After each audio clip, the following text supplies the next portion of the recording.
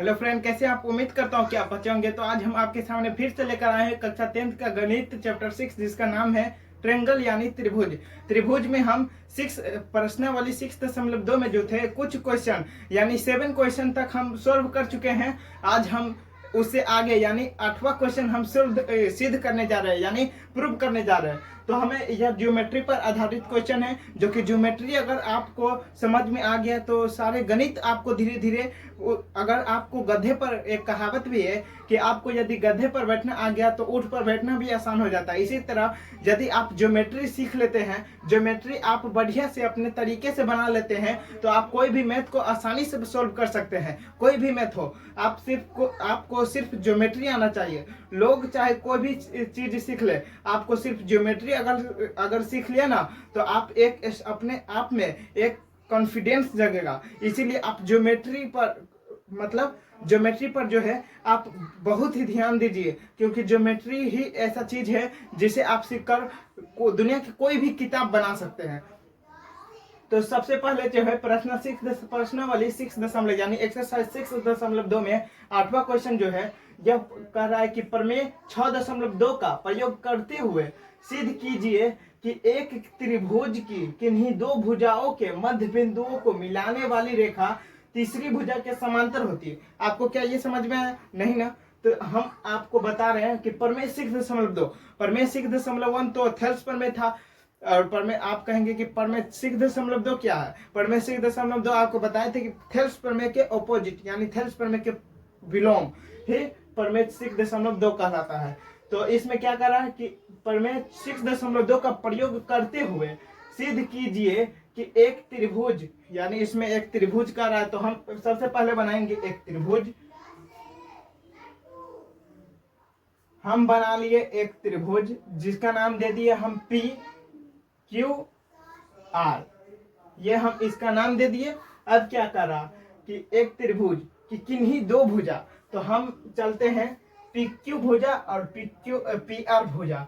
हम चाहते तो पी क्यू भी ले सकते थे और क्यू आर भी ले सकते थे। अगर हम चाहते तो पी आर भी ले सकते थे और क्यू आर भी ले सकते हैं।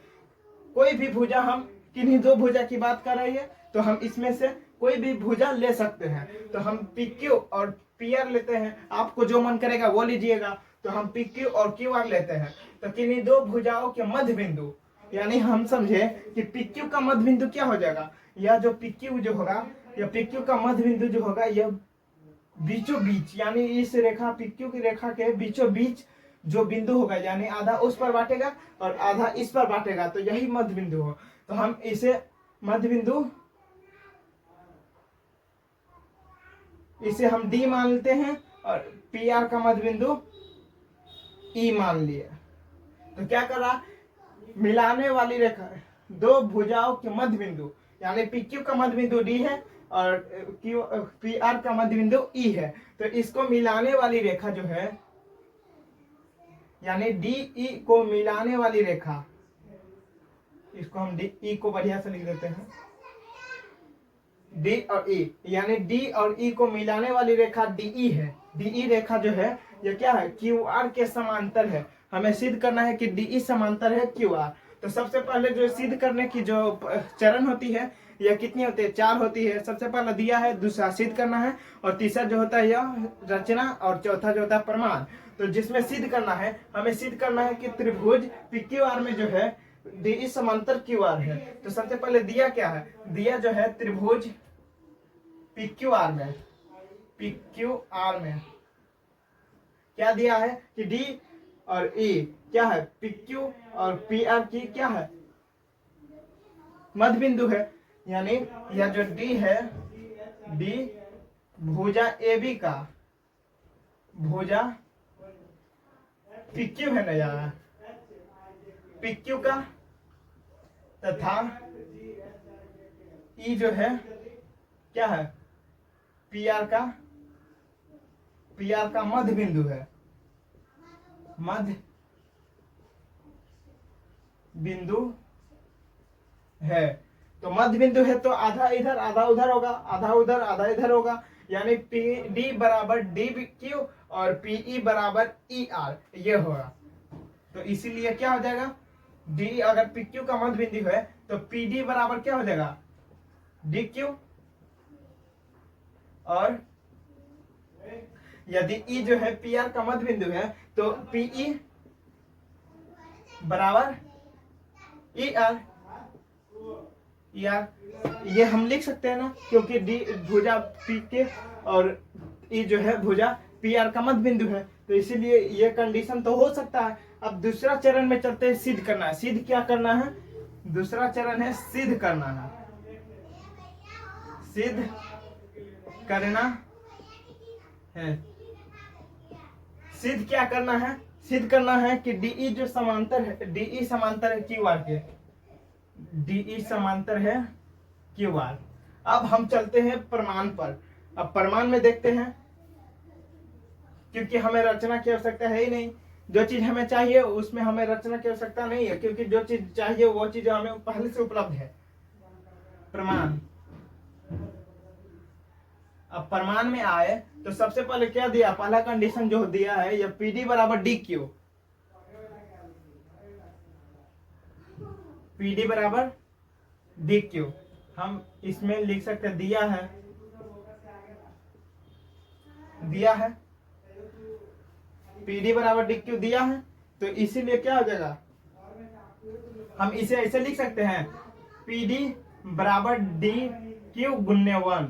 ऐसे तो लिख सकते हैं, क्योंकि हम डी क्यू को जब हम 1 से गुना करेंगे तो डी क्यू ही होगा, इसीलिए हम इसे डी क्यू को हम डी क्यू गुण्य 1 लिख सकते हैं। तो यदि हम ऐसे लिख सकते हैं तो यह पी डी इधर गुना में है तो इधर बराबर की इस पर आएगा तो क्या हो जाएगा, भाग में, तो डी क्यू यानी पी डी बट्टा डी क्यू।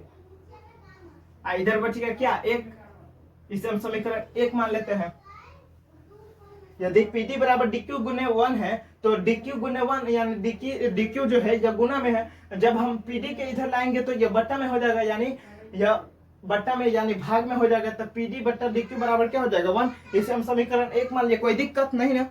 तो अब हम दूसरे कंडीशन में देखते हैं कि पीई बराबर ई आर है, पीई बराबर ई आर है, कैसे दिया है, यह दिया है, तो हम इसे भी इस प्रकार लिख सकते हैं, पीई बराबर ई आर गुण्य 1 लिख ले तो कोनो दिक्कत नहीं ना। तो ई आर को हम 1 से गुना करेंगे तो ई आर ही होगा, इसीलिए हम ई आर गुण्य 1 लिख दिए, कोई दिक्कत। तो इसीलिए क्या हो जाएगा, पीई बट्टा ई आर बराबर 1, यानी यह भाग में आ जाएगा। इसे हम समीकरण 2 मान लेते हैं। अब समीकरण 1 और समीकरण 2 की बात करेंगे कि इसका आरएचएस देखिए तो क्या है, तो इसका आरएचएस देखेंगे कि इसका आरएचएस 1 है और इसका आरएचएस भी 1 है, यानी समीकरण 1 और समीकरण 2 का आरएचएस जो है यह क्या है, बराबर है। इसीलिए जो होगा, यदि आरएचएस बराबर होगा तो इसका एलएचएस भी बराबर होगा। हम तो सिर्फ यही देखते आए थे कि एलएचएस बराबर होता है, तो आरएचएस भी बराबर होता था, इसीलिए आरएचएस यदि बराबर है तो एलएचएस भी बराबर होगा। तो इसीलिए कहेंगे कि समीकरण 1 और 2 से क्या है, आरएचएस बराबर है, तो इसीलिए एलएचएस भी बराबर होगा। तो समीकरण 1 का एलएचएस जो है यह क्या है, पीडी बट्टा डी क्यू बराबर पीई बट्टा ई आर। इसे हम समीकरण 3 मान लेते हैं, कोई दिक्कत। तो अब हम त्रिभुज पी क्यू आर में चलते हैं। त्रिभुज पी क्यू आर को हम यहां पर उठाते हैं और लाते हैं यहां पर, पी क्यू आर, डी और ई है यहाँ पर। तो हम यहाँ पर लिखते हैं त्रिभुज पी क्यू आर में हमें सिद्ध तो करना था कि डी समांतर क्यू आर है, तो यही सिद्ध करने के लिए हम इस त्रिभुज को यहाँ पर लाए हैं। तो त्रिभुज पी क्यू आर में क्या है, पी डी बट्टा डी क्यू बराबर पीई बट्टा ई आर, यानी थेल्स प्रमेय द्वारा जो है थेल्स प्रमेय द्वारा जो है क्या है, 2 भुजाएं समानुपाती है।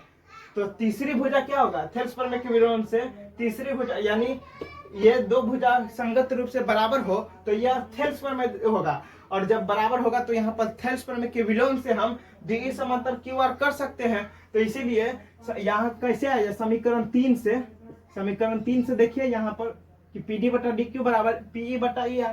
तो समीकरण 3 से कैसे, तो समीकरण 3 से, तो इसीलिए क्या हो जाएगा, थेल्स प्रमेय के विलोम से। जब हम समांतर वाले बात करते थे तो थेल्स प्रमेय लगाते थे, और जब बराबर की बात करें या संगत की बात करें तो यहाँ पर थेल्स प्रमेय का विलोम हो जाएगा। तो इसीलिए थेल्स प्रमेय का विलोम से क्या हो जाएगा, डीई समांतर क्यू आर, डीई समांतर क्यू आर। देखिए तो सिद्ध करना में क्या सिद्ध करना था, डीई समांतर क्यू आर। तो यहां पर प्रूव्ड हो गया, तो यहां पर लिख दीजिए प्रूव्ड, यानी डीई समांतर क्यू आर प्रूव्ड हो गया, यही तो सिद्ध करना था। तो यह जो प्रश्नावली 6.2 का जो क्वेश्चन था, क्वेश्चन नंबर 8, ये आपको कैसा लगा इस वीडियो में। यदि आपको ये वीडियो में यह क्वेश्चन आपको यदि अच्छा लगा हो तो लाइक सब्सक्राइब कीजिए। धन्यवाद। जय हिंद, जय भारत।